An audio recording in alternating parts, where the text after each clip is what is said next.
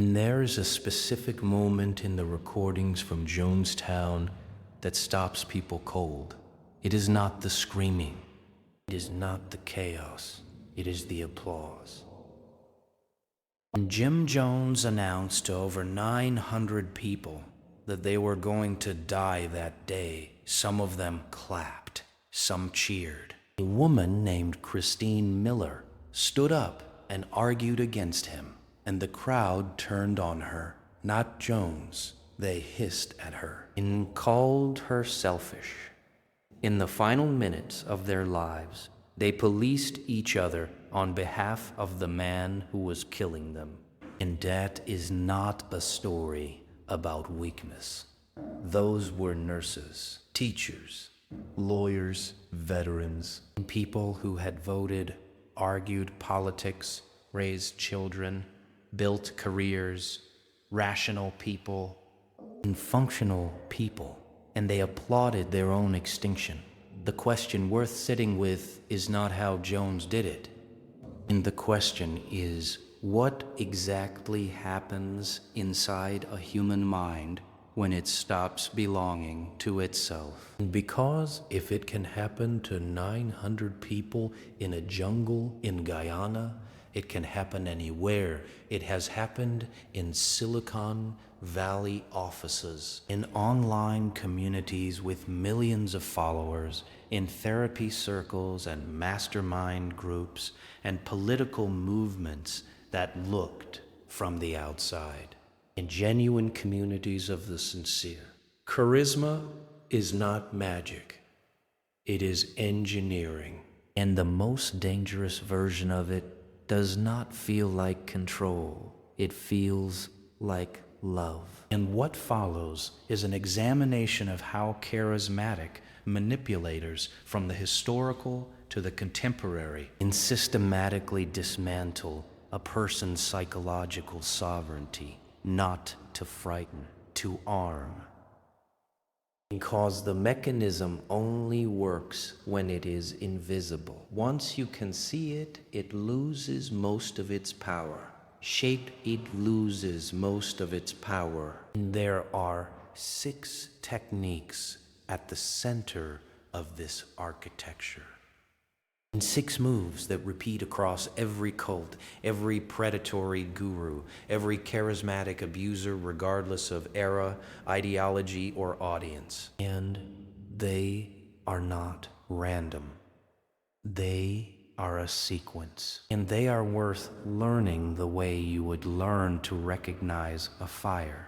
The first move is the creation of the exceptional self. Every effective, charismatic manipulator begins by making the target feel uniquely seen.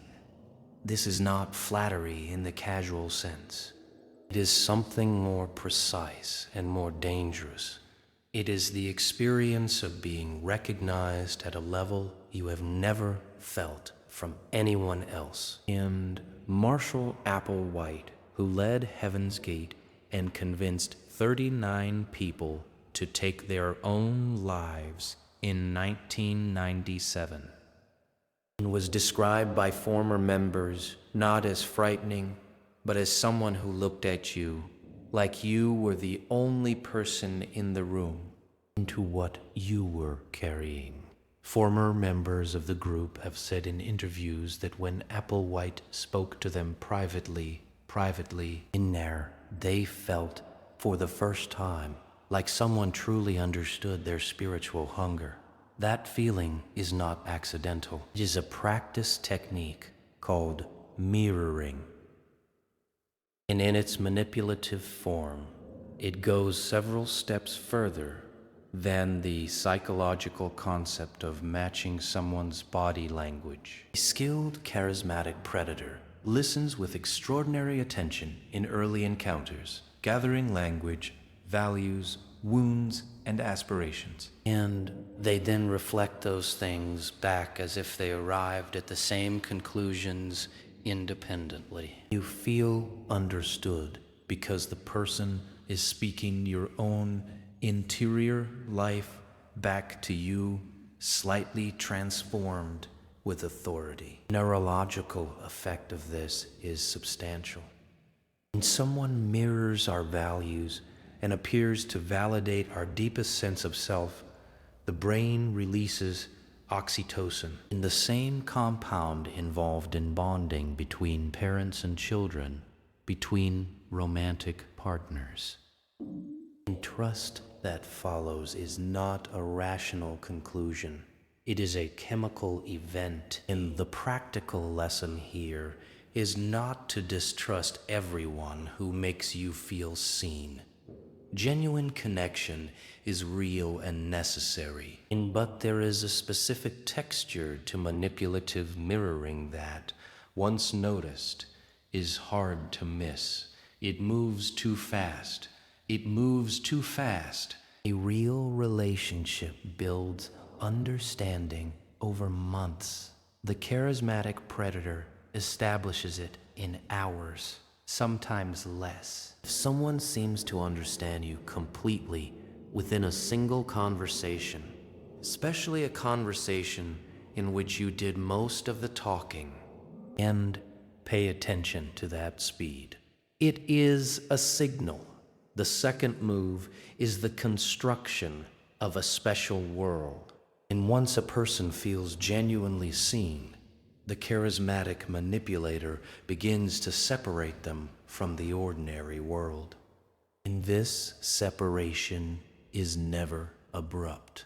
It is gradual, and it is framed as elevation. And language shifts first. Every cult, every predatory self-help system, every manipulative ideology develops its own vocabulary. Evans Gate spoke of shedding the vehicle of the human body, NXEM, the organization built by Keith Raniere that resulted in federal convictions on sex trafficking charges, used elaborate terminology from its own self-developed curriculum. And members were explorers moving through modules. Problems were not problems, but disintegrations.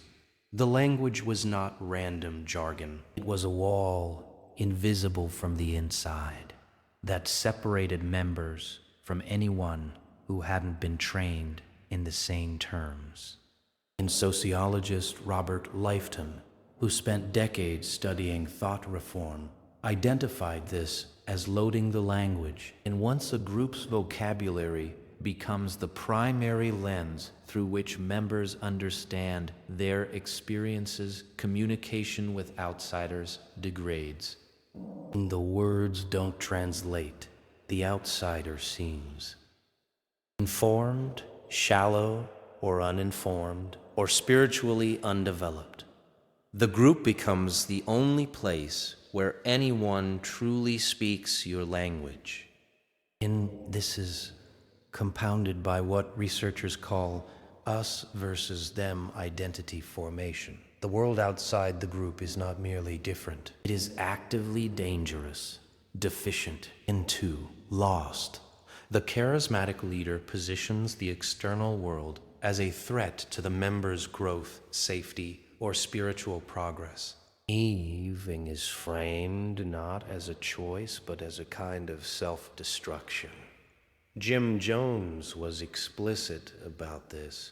He told his congregation that the government was planning to destroy them, and that relatives who tried to take members away were agents of racism and oppression. He did not need to lock anyone up, not initially, because he had made the outside world feel like the prison. And the thing to watch for in your own life is the presence of any community or relationship that consistently frames your external relationships as internal ones.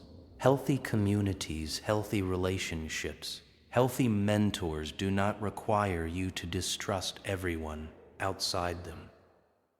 And they make you more capable of navigating the world. The moment a group's authority depends on your growing distrust of everything outside that group, something is wrong.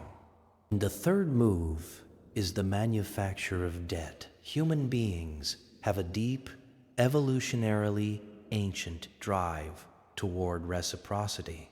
When someone gives us something, we feel obligated to return it. This is not a character flaw. It is the foundation of functional society. But in the hands of a manipulative charismatic, it becomes a trap. And the technique works through what appears to be extraordinary generosity. The leader gives. They give attention, validation, community, purpose, and sometimes money, sometimes housing, sometimes the visceral feeling of being loved unconditionally. And the recipient, because they are human, feels the weight of that gift. In Toporin, they feel they owe something back. Over time, the asks begin. And because of the debt of gratitude already accumulated, the asks feel reasonable. Just Ranir, Soganation began as a personal development company. People paid for courses and found real value in them. And then they were invited into the inner circle. There they found deeper community, deeper purpose, deeper validation. In the time Ranier was asking for things that should have ended the relationship immediately, many members had invested years of time, enormous sums of money, and their most intimate secrets. The debt felt real because the gifts had felt real.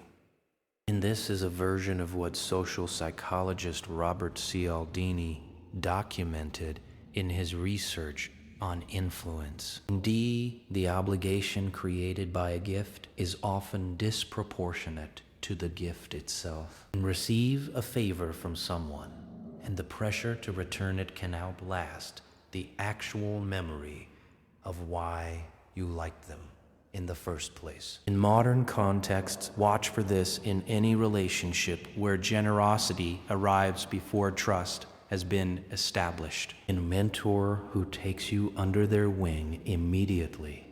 The community that feels like a family within the first week. In the guru who seems to give everything freely at first. Real generosity does not come with an invisible account. In real generosity does not accumulate interest. When you feel a rising sense of obligation towards someone who has known you for a short time, that feeling is worth examining honestly. In Torf, move is the weaponization of shame. Once a person is inside the special world, feeling seen, carrying accumulated, increasingly separated from their external anchors, the manipulator introduces shame.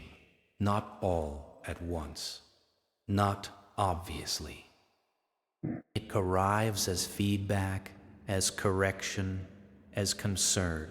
In the genius, if that word can be used about something this corrosive, is that the shame is delivered within a fram. And work of care. The leader tells you that they are pointing out your flaws because they believe in you. And to be because they see your potential. Because they want you to become who you are capable of being. And criticism is framed as investment. In cults, this often takes the form of confession practices. Members are encouraged to share their deepest failures, their worst impulses, their most private shames. In Heaven's Gate, in NCVM, in Scientology's auditing sessions, in countless other systems, the confession creates a record. And the leader now holds your secrets. And though it is rarely stated outright, the implication is present. The secrets will remain safe as long as you remain loyal. And beyond the leverage this creates, the confession practice does something subtler. It trains you to see yourself through the leader's framework. Your own judgment about your worth and your mistakes is replaced by theirs. You learn that your instincts are unreliable, and your perceptions are flawed, and that the only trustworthy mirror is the one the leader holds up. And this is the stage at which self-trust collapses. And without self-trust, autonomy becomes nearly impossible. In practical terms, this pattern appears anywhere a relationship or community requires ongoing confession of weakness as proof of commitment. Poor wherever vulnerability is demanded rather than invited. And wherever your doubts about the leader or the group are reframed as evidence of your own psychological deficiency in law rather than legitimate questions. In the moment your critical thinking about a person or a system is treated as a symptom to be cured, you are inside a manipulation. And the fifth move is the creation of radical dependency. By this stage, the person inside the manipulative system has lost much of their external community, carries significant psychological debt, and sees themselves through the leader's lens and has been trained to distrust their own judgment. And the final structure is the construction of a world in which the leader is the only reliable source of meaning, truth, and safety. And this dependency is maintained through what psychologists call intermittent reinforcement. The leader is not consistently warm or consistently harsh. They oscillate. And periods of intense approval and closeness are followed by withdrawal, criticism, or cold distance. Then warmth returns. Then warmth returns. In this pattern is the same mechanism behind the most addictive forms of slot machine gambling. In the brain, desperate to understand what produced the reward, becomes fixated on figuring out the pattern. Attention narrows, and the relationship with the leader becomes the primary organizing feature of daily life. Leon Festinger, the psychologist who developed the concept of cognitive dissonance, observed this dynamic in one of the first modern studies of a millenarian cult in the 1950s. He found that when the group's prophecies failed, members did not leave. They recommitted. The investment had become too large to abandon. And the mind, faced with evidence that the leader was wrong, invented explanations that preserved the worldview rather than dismantled it. And this is worth sitting with.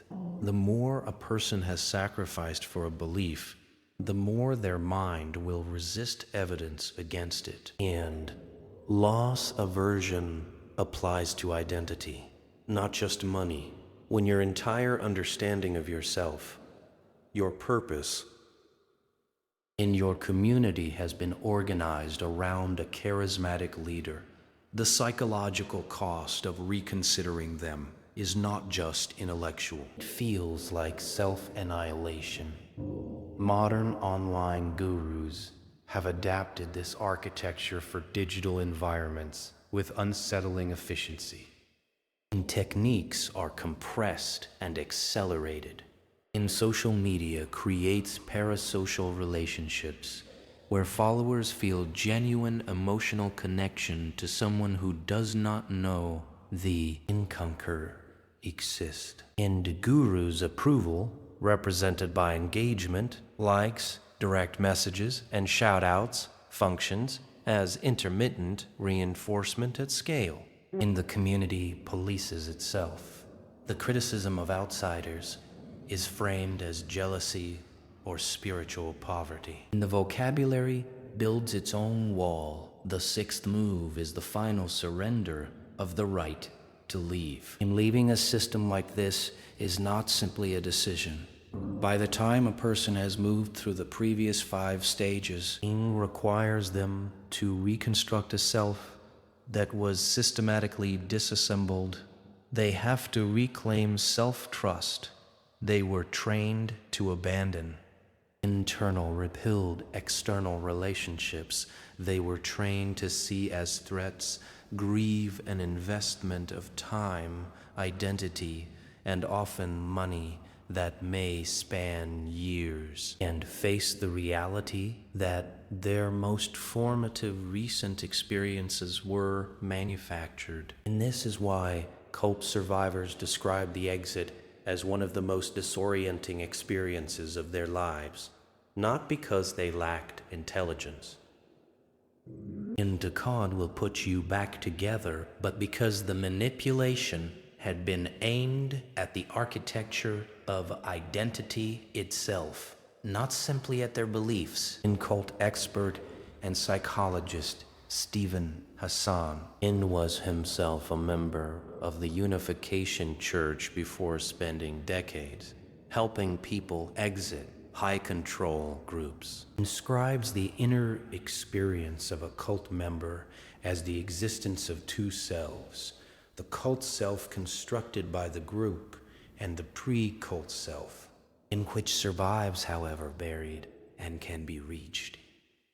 And the reason this matters beyond the dramatic example of cults is that the same techniques operate at smaller scale everywhere. In abusive romantic relationships, in certain corporate cultures, in social media communities built around a single charismatic figure, in political movements organized around the personal authority of a leader rather than the coherence of ideas, the scale is different. The mechanism is the same. The question is not.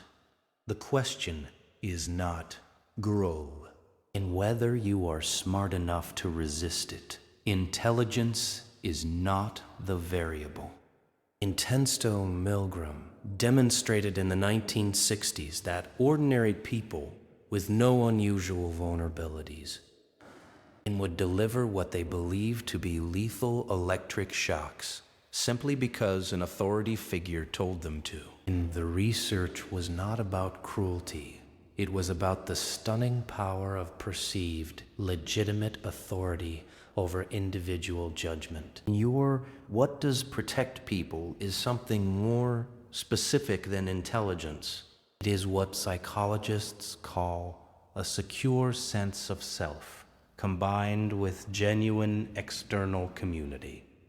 Meet people who have close relationships outside any single group, and who have practiced tolerating disagreement without feeling existentially threatened, who have developed some comfort with uncertainty, and significantly harder to capture.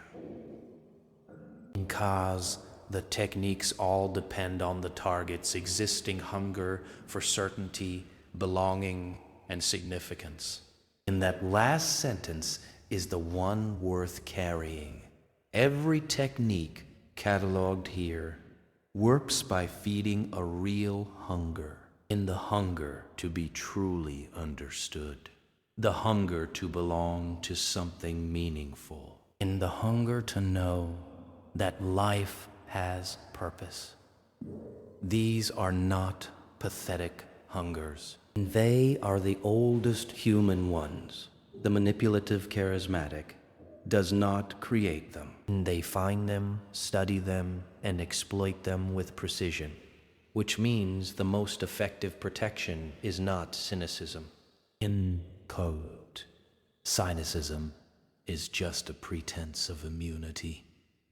In people who claim they could never be manipulated are historically the easiest marks because they are not paying attention. They have already decided they are safe. The real protection is self-knowledge, maintained honestly and without vanity. It is knowing what you are hungry for specifically and being honest about that hunger. It is building genuine community, the kind that requires no leader at the center, that can tolerate your doubts without treatment. Envy them as disloyalty. That does not require you to become less yourself in order to belong. It is practicing the slow, inconvenient discipline of maintaining relationships outside any single group or ideology. And to that, when the mirror the group holds up begins to distort, you still have other mirrors. And it is recognizing that admiration is a physiological state. And someone triggers the neurological cocktail of awe and belonging and significance. That feeling is real. It is not evidence that the person who triggered it deserves it. 900 people did not die in Guyana because they were weak. They died because they were human. And being human means being susceptible to exactly the forces this video has described.